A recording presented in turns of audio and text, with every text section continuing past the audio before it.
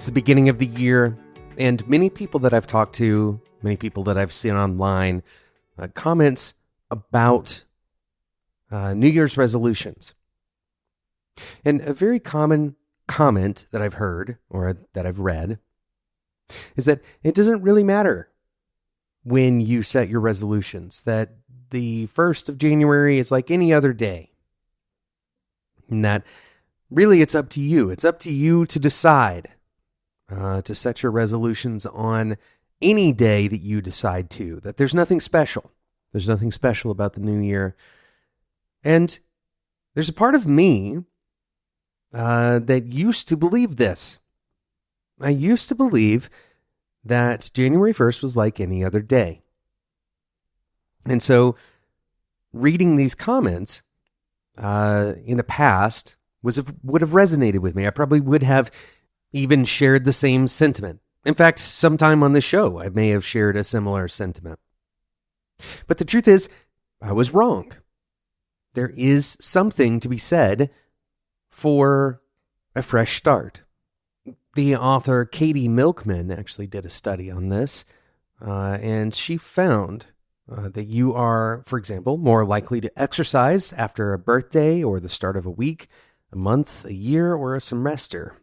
And the effect size there is fairly high, 7, 33, 14, 11, and 47%, respectively, relative to the baseline. And this is coming directly from the Harvard Business Review article about this topic. And the reason I want to talk about this today is not to harp on the fact that you might benefit from setting a resolution around the new year, which you might. And really any temporal landmark, by the way, is a good time to make a change.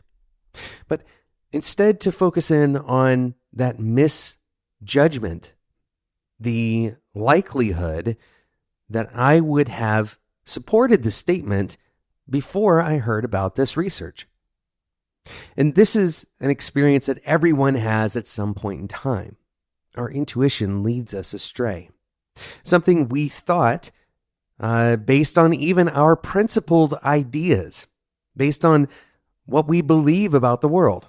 There's no difference in my mind between what happens on December 31st and January 1st. But this is not actually true. My principled thinking was incomplete, and I needed to update my view of the world. But here's the part I want you to focus on. Very often, we use our base level thinking, our principled thinking, the kind of derived thinking, if you want to use it, use that kind of term. We use this fundamental ideas about the world, and we use this as kind of a basis for a given circumstance. This happened to me recently. We have a turtle tank in my house. We own a turtle, and the turtle has a filter to help filter the water in the tank. And without getting too detailed, I was trying to drain a little bit of the water out. You're supposed to do this from time to time for aquariums and for turtle tanks. And the pump typically is responsible for draining the water out. There's a little drain tube at the bottom of the pump. And I incorrectly believed that somehow the pump itself was pushing water through this drain tube. And based on this assumption, I started to diagnose the pump. I was trying to understand what's wrong with the pump. Why is it not working? And it turns out that the drain at the bottom of the pump has nothing to do with the pump itself. It's entirely fed by gravity, and you have to siphon the water out. That's probably more than you ever wanted to hear about a turtle tank on a developer podcast, but here we are. And so this base level assumption that I had about how something worked around me, how something was constructed, what parts and pieces were necessary for the thing to function, what needed to be true, a lot of these basic assumptions about the situation turned out to be wrong. However, I used those basic assumptions to begin my diagnostics, to try to fix the problem. I made some assumptions about what I knew, quote, was wrong versus what I knew, quote, was not wrong. So why am I telling you about my turtle tank? Because you are probably making assumptions today about how the world works around you, about how people work, maybe even about how you work. And those assumptions you've probably heard a million times on 100 other podcasts to question your assumptions. But it's very difficult when you are convinced that your assumptions are actually fact. You're not opting into an assumption if it is something that you hold as a belief. So perhaps in a new sense, it's time to question your beliefs, not just your assumptions. Your beliefs have a very thin line between a belief and an assumption. And in fact, you may have plenty of evidence that you've used to develop a belief. I had plenty of evidence to develop my belief. It turns out that I was incorrect about what the evidence actually meant. Because here's what happens when you don't question your beliefs, when you don't question your beliefs that actually turn out to be assumptions. You begin from a position where no matter how good your thinking going forward is, the fundamental basis that you're using for that thinking is flawed. I could have diagnosed the pump all day long. I could have tried to make an argument about how fresh starts don't have anything to do with adherence to a new resolution. I could have gone and created a bunch of media about this that was of very high quality.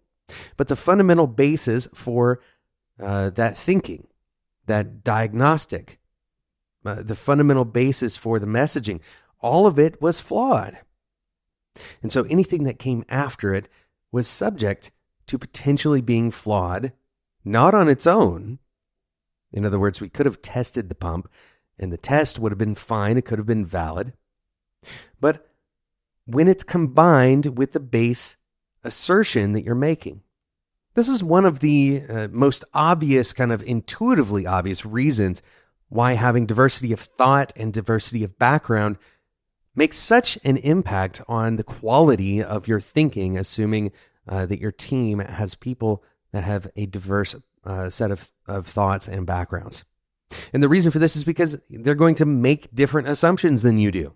They're going to have different underlying principles for their thinking than you do.